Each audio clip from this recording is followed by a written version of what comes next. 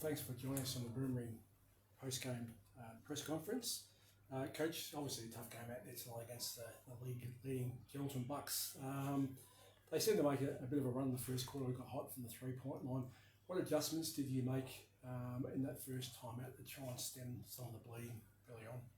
Well, I think a lot of them were offensive rebound, kickouts, and then a lot of them were their best shooter in Mule. So, it had to be a better job of being alert to the scouting report stuff of that's a guy that if you leave him open, he is going to hit shots. It's not just unlucky on our part. It's something that we had to lock into. And we did kind of cut off the water on him a bit. He started 4 for 5 from 3. And he did slow down, so credit to our guys. We did adjust and find him better throughout the game after timeouts. Yeah, it was a game of ebbs and flows. Like the Bucks got off to that early start on the back of that hot three-point shooting, and the Wolves found a way to sort of get back in the game, and the Bucks would find a way to to score a bucket and just keep that little buffer there. Wolves made several runs, but some of the matchups. Coleman had 3 points at halftime, I think it was. Stewart finished with 9 points for the game. 20 average over the season, but did Narkle get off the leash a little bit tonight? And did he sort of slip under the scout radar? I mean, averages about 7 points per game, finishes at 24 for the game. Was that a bit of a surprise to you? We knew he was good and a scorer that he's had other games that he's scored more than 24, right? So he can definitely get going. It's tough. You can't focus on 7 guys on their team and have a game plan that's all geared around them. You kind of have to guard some people one-on-one a bit more. And he had a really good game, so credit to him. We trust that we have defenders that can guard guys one-on-one. I wouldn't say that we forgot about him or disrespected him any, but they have a lot of really good players that have to get a lot of attention, and he ended up playing in space a little bit. Yeah, that's it. One of their good players is Coleman, who was really quiet until half-time. What do you think you guys did really well early in the game to shut him down?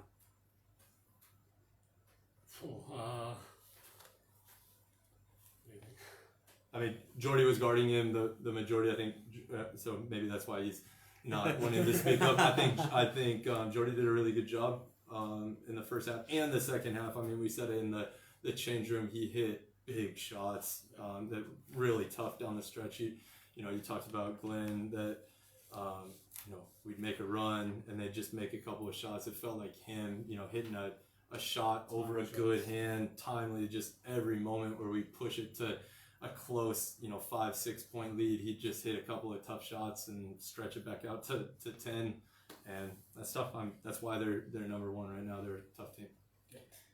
And Jonathan Wade, 0 points at half-time, just couldn't quite get it going offensively until the back half, finished with 15 points, so finished the game well. But Jordan, I think you picked up a lot of the slack. Finished with 20 points, 6 boards and 2 assists in there, so obviously played some tough defence as well. So what was your take on the game? Well, a lot of opposition teams like to put one of their better scorers on me, so they try and rest a little bit on defense. So today I thought I'd be aggressive and attack the basket and shoot the ball when I'm open, so make people guard me instead of just giving them a rest on the defensive end. Yeah, and that's one thing I had in my notes is your game was really great in terms of offensively today. So it was, does it give you guys confidence that when the guys that sometimes other teams look at scoring, being whether it's CJ or Jonathan, that you guys can pick up the slack and work as a team to still keep competitive in that way? Yeah, for sure. We have quite a few guys off the bench and even in the starting lineup, not the main guys like CJ and Julian and stuff and Wade, but, guys that can contribute. They just need to be aggressive, need to be confident, and that helps us a lot, obviously.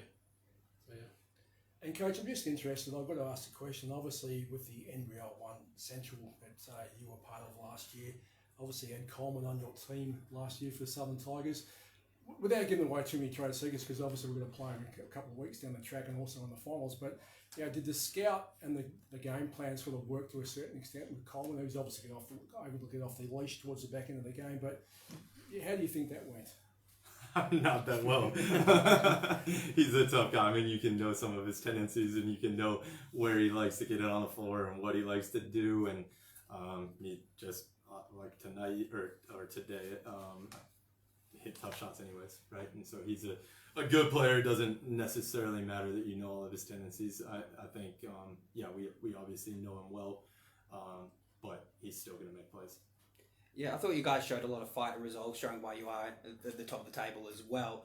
What do you think, obviously without giving away too much as you can, but what do you think is the biggest lessons you take out of this game running into not only next fortnight but the finals? I think, I would say when teams give a whole lot of extra attention and maybe disrespect somebody like Jordy, going and doubling CJ or Wade off of him, that he's going to make them pay. And we have lots of guys that aren't just Wade, CJ, and Julian that can score. It'll be nice to get Julian and Josh and Daniel back to be able to go at them the second time. That'll obviously help. But we learned that, I think this weekend, we learned that even if we're shorthanded, we're a very deep team. We had guys come in off the bench that had a little bit more minutes than usual, and they fought and scrapped, and we're a team that's going to fight no matter what. Okay, Coach and Jordan, thanks for your time tonight, and thanks for joining us in the Boomering post-game conference. Thank you. Thanks, guys. Cheers, boys.